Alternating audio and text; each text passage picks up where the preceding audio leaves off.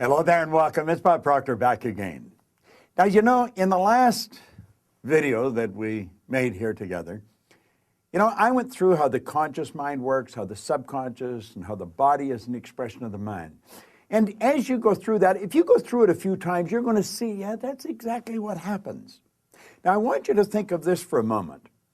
When you impress an idea upon your subconscious mind, that alters the vibration of this instrument we call our body. See, our body is a molecular structure, really what it is. It's a mass of energy in a very high speed of vibration. Now, we invented a word to describe our conscious awareness of vibration, and that word is feeling. If you ask a person, how are you today? They'll say, well, I'm feeling fine, or I don't feel that good, I feel great. You never hear a person say, oh, I'm consciously aware of being emotionally involved with a negative idea, so therefore I've moved into a negative vibration. But that's exactly what happens. So, you see, as we start to understand this, and we become aware that we're not feeling too good, we can change it. Now, it takes a little training, but you can do it. We are really in charge of how we feel. Now, we let other people upset us, but we don't have to let other people upset us. We don't need to react to them. We can respond. We can listen to what they're saying, and they say, well, you're entitled to your opinion, but that's just not what I'm like. And we can hold our own idea of ourselves. You see, it's important that we grasp how the mind works and that we understand the relationship of the body to the mind and the mind to the body. Now, it's our results that we want to change. Now, our results could be in our physical body. It may want to be, you may want to cast off a few pounds. You may want to put on a couple of pounds. You may want to have a little higher energy. See, all the energy there ever was or ever will be is 100% evenly present in all places at the same time. Everything's energy. You'll hear people say, where does he get all the energy? Where does she get all the... Nobody gets energy. Everybody releases energy. Desire is the triggering mechanism that lets the energy flow. Now, let's go back and have a quick review. Here you've got the little stick person here. There you've got the conscious mind, and remember, you have the sensory factors hooked up to the conscious mind. And then you have the subconscious mind, and then you have the body. Now, the conscious mind has the ability to choose thoughts.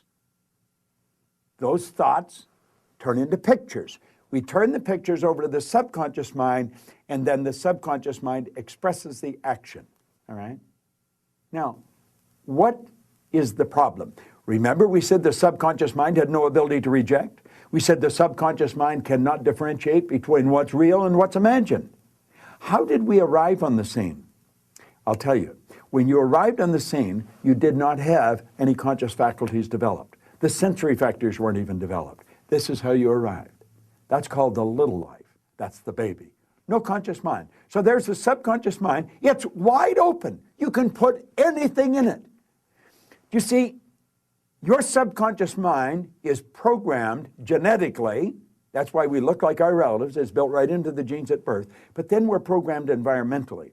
Carl Mendinger from the Mendinger Foundation in Topeka one time said, environment is more important than heredity. Why do you think you speak the language you speak? You speak that language because you were surrounded by people that speak that language in your little life. And the language just went right into the subconscious mind. If you grew up in a home that was bilingual, you learned both languages.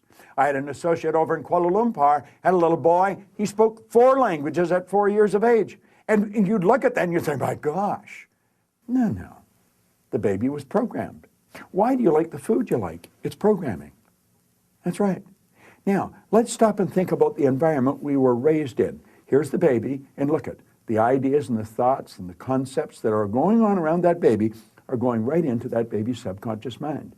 Now, through repetition, over and over and over again, and remember, the baby's getting it all day, all week, every week, all month, every month, all year, and this goes on for 4 or 5 years.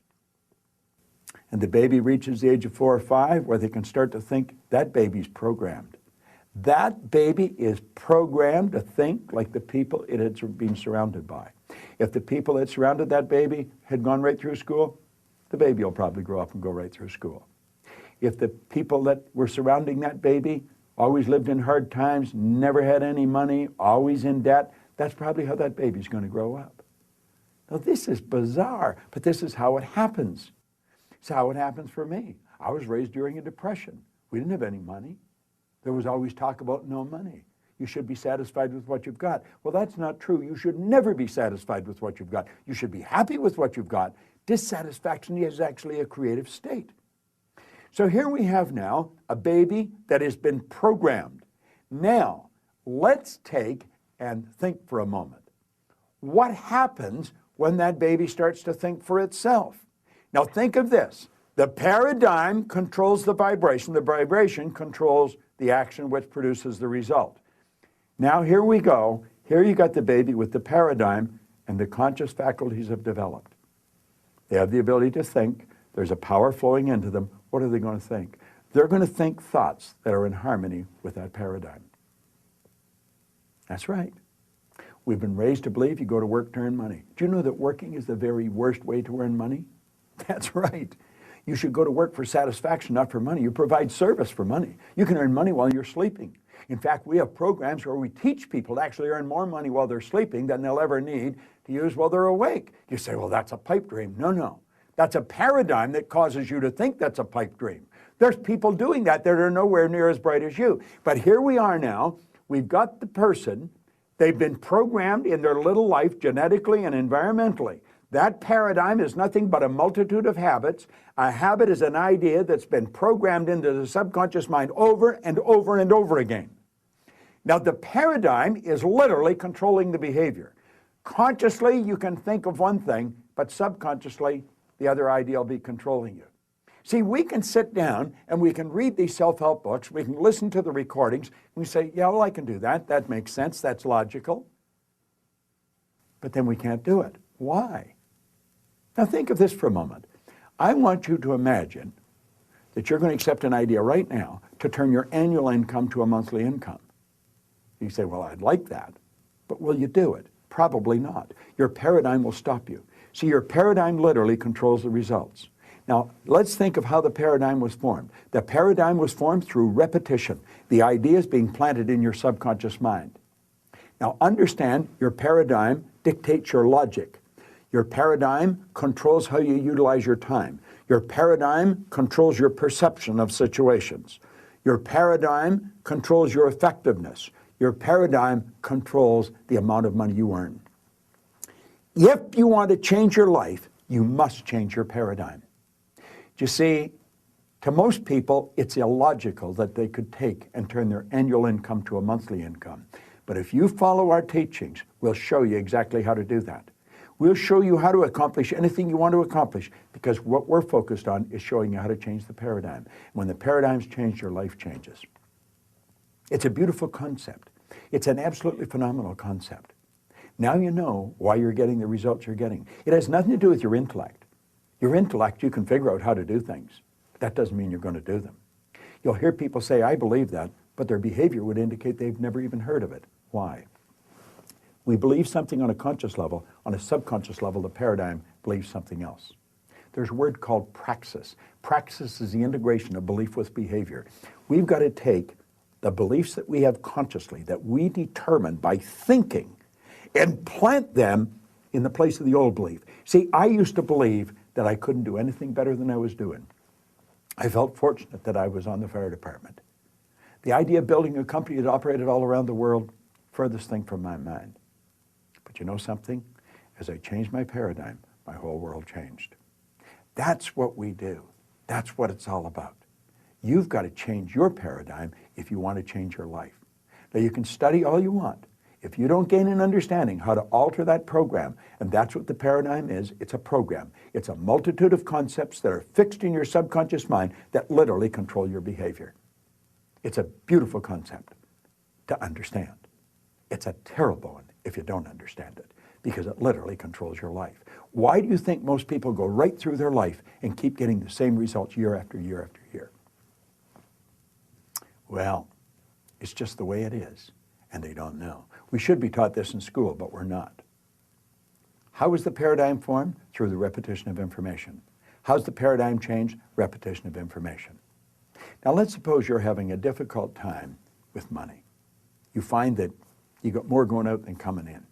You've got to change your concept about money. How do you do that? Through the repetition of an idea. That's where affirmations comes in. I'll give you one I've been using for years. I am so happy and grateful now that money comes to me in increasing quantities through multiple sources on a continuous basis. I am so happy and grateful now that money comes to me in increasing quantities through multiple sources on a continuous basis. You don't just say that once or twice. You've got to repeat that maybe 1,000 times a day, every day for maybe 90 days. And you'll start to change your whole concept about money. Wealthy people all have multiple sources of income. Now, I'm going to tell you what happened to me. I drove around with a battery-operated record player and a long-playing record. And I played it over and over again every day for probably a couple of years. This was so totally illogical. It was behavior. Everybody thought I was losing it. And I'm reading the same book every day, Think and Grow Rich. As a matter of fact, I'm still reading the same book. And it was the repetition of Earl Nightingale's information and the book that changed the paradigm. I didn't know what I was doing. I didn't understand what I was doing, but I did it. Do you know, I had a man come up to me in the Waldorf Hotel in New York, the Waldorf Astoria, at the end of a 3-day program, and he said, "Bob, I really want to thank you for what you've just given to me." He said, "For the first time in my life, I've understood how I accomplished what I did." I said, "What did you do?" He said, "I won the gold medal in the decathlon in the Olympics in Melbourne, Australia in 1957. That's right. Milt Campbell. And he said, "I never understood how I did it." He said, "The next time you run a seminar, I want to bring my boys." And he did. Milt and I became great friends. In fact, Milt has a key to our house. He can come stay there anytime he wants. I live in Toronto, he's in New Jersey. But here was the top athlete in the world, a very best athlete in the world. He didn't understand how he got there. Most people that are very accomplished cannot tell you why they are. That's why they are. They've rewritten the program. They changed the paradigm. They might not have understood how they did it, but they did it. That's what our company is all about. We teach people how to change paradigms. I want to thank you for watching this, but I'm going to ask you to share it with other people. Share it with them. Say, "Come and watch this." Start a rapport. Build a rapport with people, you know. It's a great way to live, and this is great information to understand.